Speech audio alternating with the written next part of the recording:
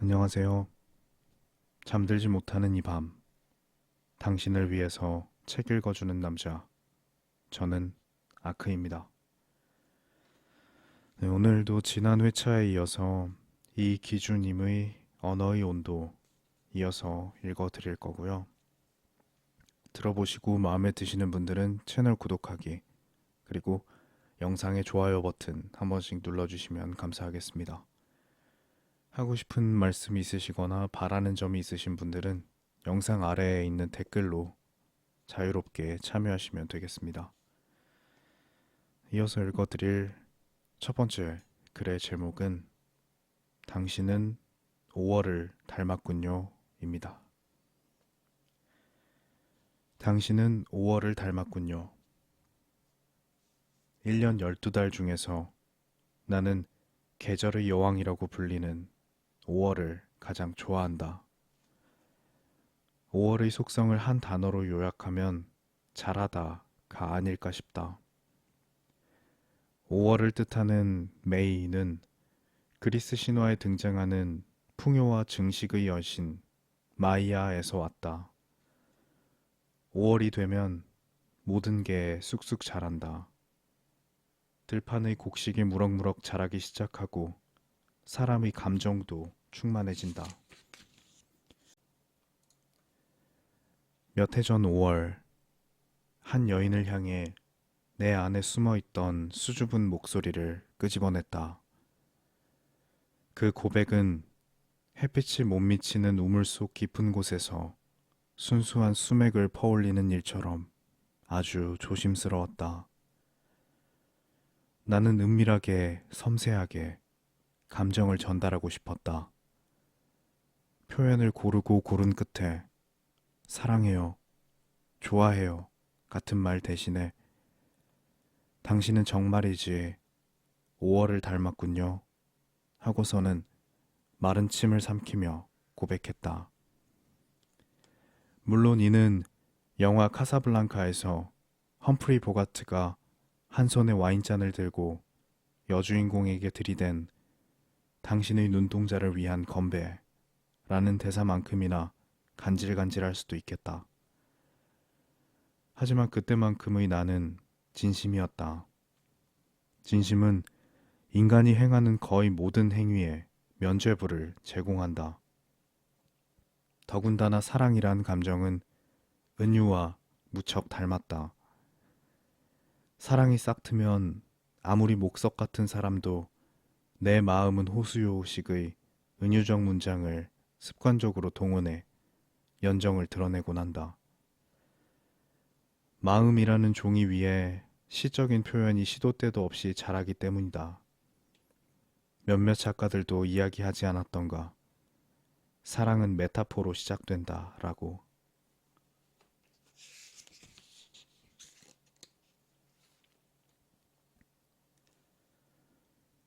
목적지 없이 떠나는 여행. 후배 녀석이 7년 넘게 사귄 여자와 실컷 싸우고 헤어졌다. 녀석은 그녀를 잊어야겠다는 핑계를 대며 지인들과 술을 마셨는데 정확히 말하면 내게 술을 사달라고 했다. 얼큰하게 취하고 나서는 옛 여자친구 이야기를 꺼냈다. 만구불변의 진리가 떠오른다. 늘 항상 술이 문제다.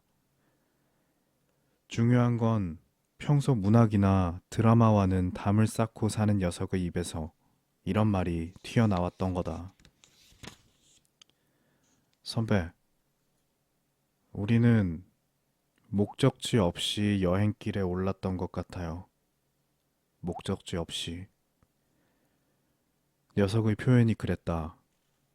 사랑이라는 확신이 있었기에 종착지를 정하지 않은 채 무작정 둘만의 여행을 떠났으나 어디선가 깊은 미궁으로 빠져들었고 결국 길을 잃었노라고. 그러면서 녀석은 괜찮아요. 곧 잊혀질 테죠. 하고 마음에도 없는 말을 뱉으며 전두엽이 잘려나간 사람처럼 흐리멍덩한 눈으로 나를 바라보았다. 그 표정은 제 사정을 이제 들었으니 형식적인 위로나 격려라도 좀 해주세요. 그래야 견딜 수 있을 것 같아요. 하고 요구하는 것처럼 보였다. 하지만 나는 아무 말도 하지 못했다. 조금만 지나면 곧 무뎌질 거야 라거나 시간이라는 망변통치약이 있잖아 같은 식상한 멘트를 쏟아내며 어설픈 위로를 건네기 싫었다. 그저 뜬금없이 류시화 시인의 나무의 시에 나오는 짤막한 구절을 들려주었던 것으로 기억한다. 아니 정확히 말하자면 후배의 넋두리를 듣다 보니 오래전 나를 스쳐 지나간 추억과 상념이 스물스물 피어올라서 녀석이 들을 듯 말 듯한 목소리로 혼자 조용히 읊조렸던 것 같다. 나무에 대한 시를 쓰려면 먼저 눈을 감고 나무가 되어야지. 너의 전 생애가 나무처럼 흔들려야지. 나는 거하게 취한 후배를 택시에 우겨 넣다시피 한 다음 심야버스에 올라 집으로 향했다.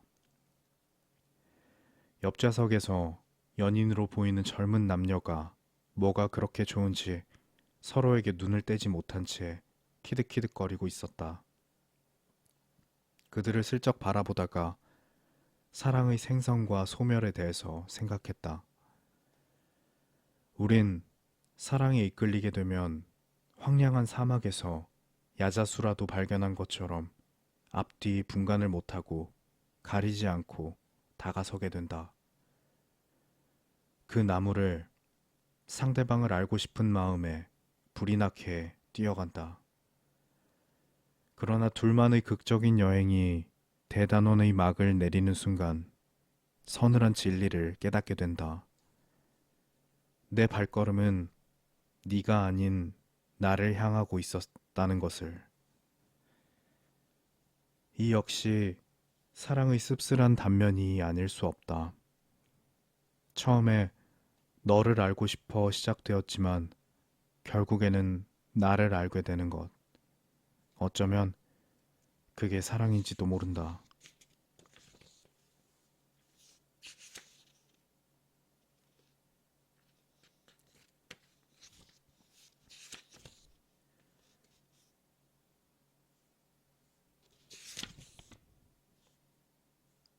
진짜 사과는 아프다.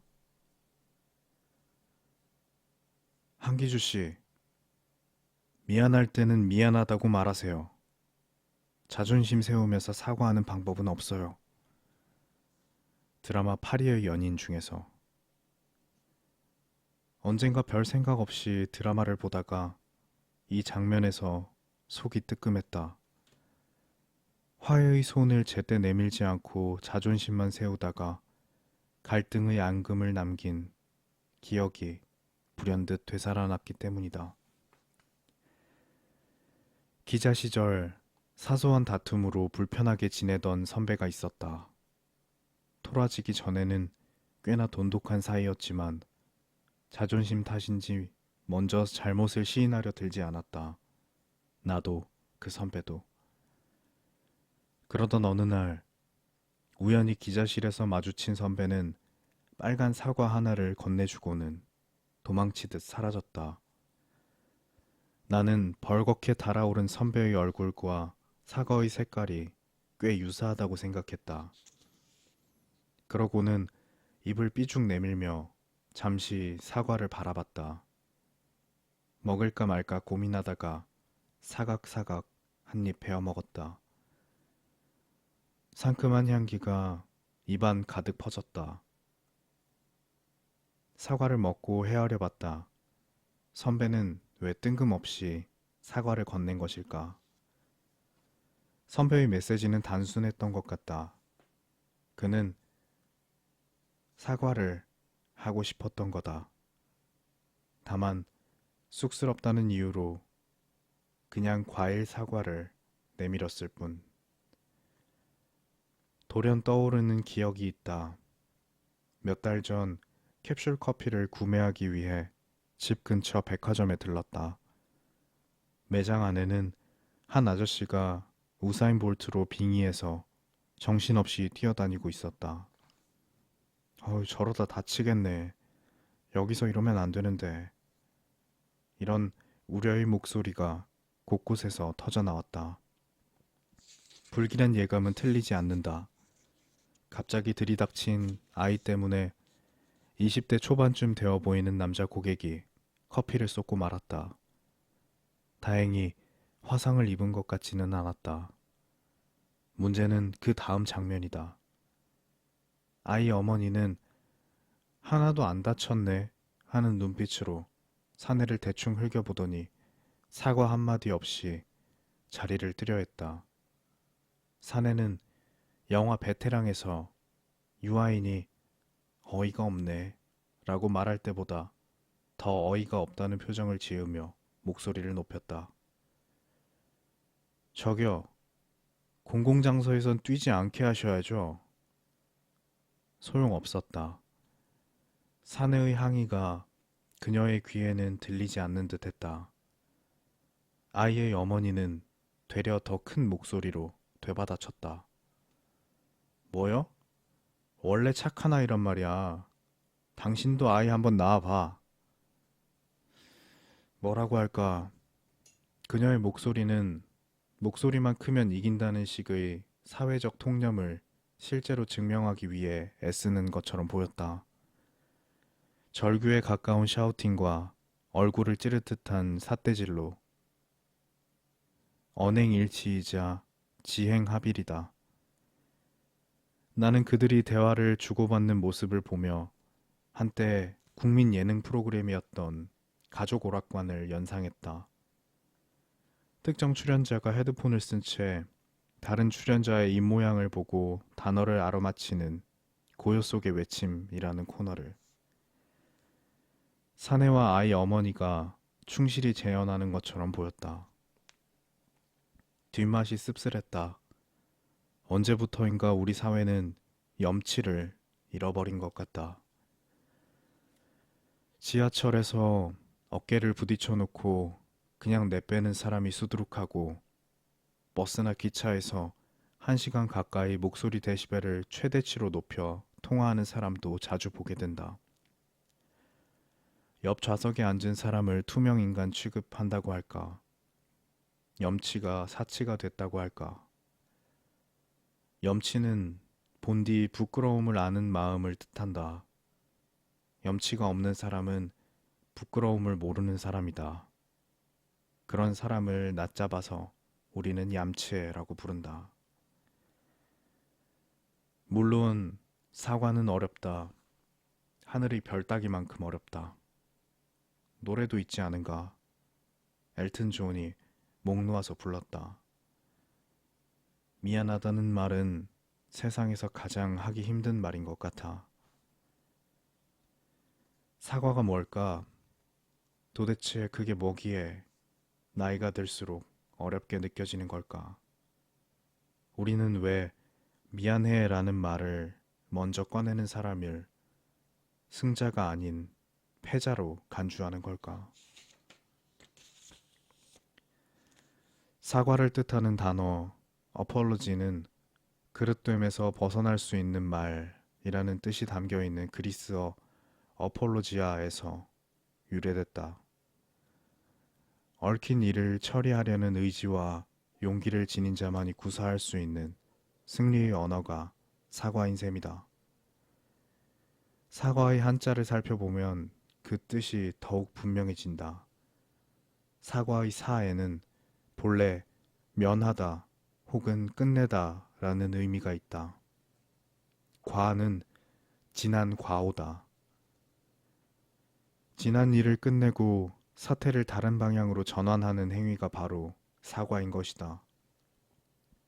먹는 사과의 당도가 중요하듯 말로 하는 사과 역시 그 순도가 중요하다. 사과의 질을 떨어뜨리는 단어가 있으니 바로 하지만이다. 어떻게 하지만에는 내 책임만 있는 게 아니라 네 책임도 있어 라는 의미가 담겨 있다. 그런 사과는 어쩔 수 없이 하는 사과, 책임 회피를 위한 변명으로 변질되고 만다. 사과의 하지만이 스며드는 순간 사과의 진정성은 증발한다. 언젠가 정중히 사과를 건네는 사람의 표정을 들여다본 적이 있다. 그는 어딘지 힘겨워 보였다. 숨을 내쉴 때마다 입술이 파르르 떨렸다. 왜일까? 엉뚱한 얘기지만 영어 단어 쏘리의 어원과 관련이 있을지도 모르겠다. 미안함을 의미하는 쏘리는 아픈, 상처라는 뜻을 지닌 soul에서 유래했다. 그래서일까? 진심 어린 사과에는 널 아프게 해서 나도 아파 라는 뉘앙스가 스며 있는 듯하다. 진짜 사과는 아픈 것이다.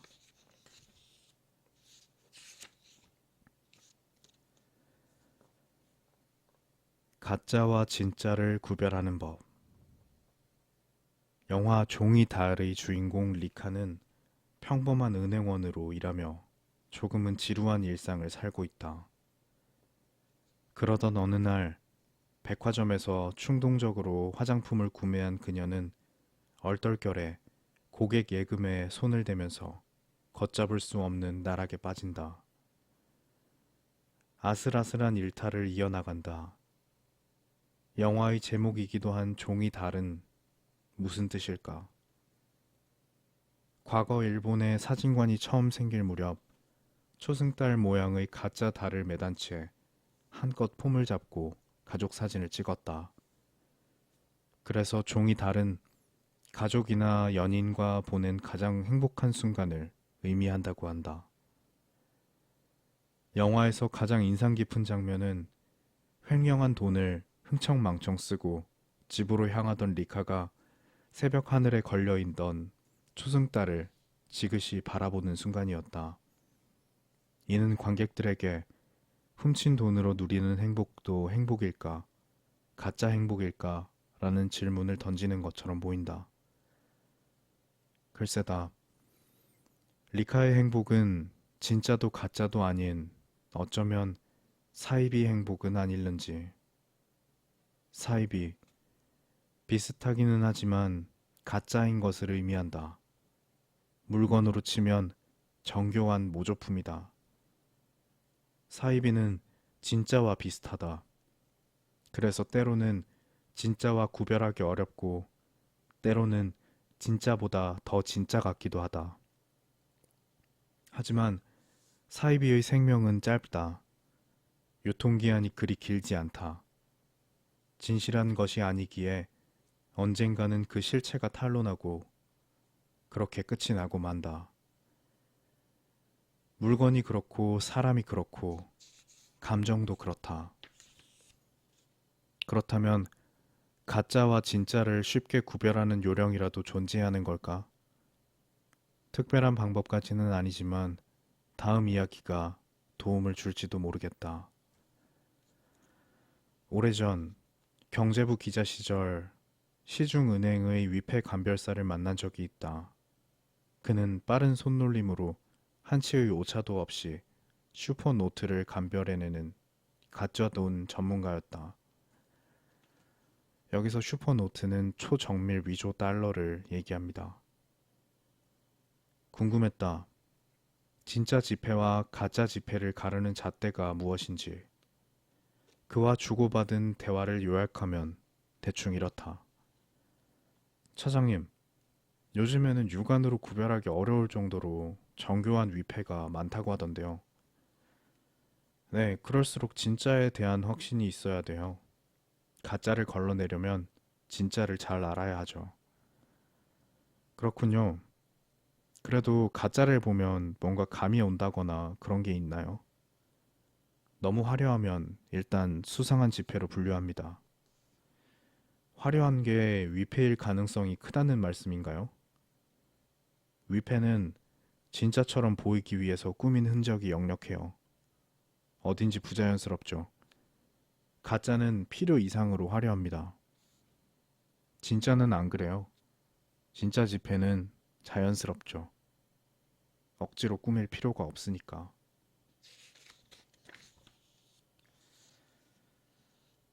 네, 오늘 준비한 내용은 여기까지입니다. 오늘도 끝까지 들어주셔서 감사하고요. 저는 아크였습니다. 잘 자요. 좋은 꿈 꾸고요.